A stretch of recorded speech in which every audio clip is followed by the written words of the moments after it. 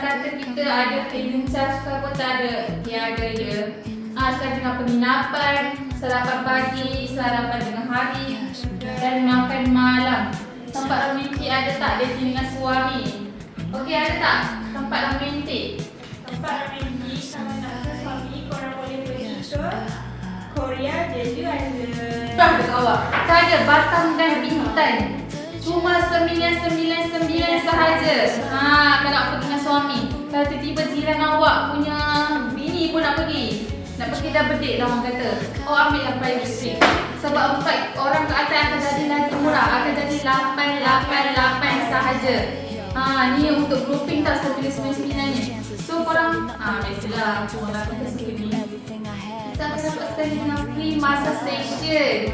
Korang dapat je free massage session. Masa aku nak bagi free dengan harga ni. Harga normal ni berapa sebenarnya? 1,003 tak. Harga ni 1,388 lah korang. Lepas tu dia turun jadi 1,288. Dan dia turun lagi 1,188. Lepas tu dia turun lagi 999. Korang dah dapat.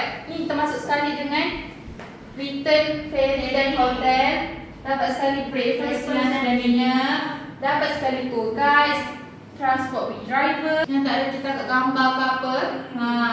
Kita dah provide sekali dengan fotografer.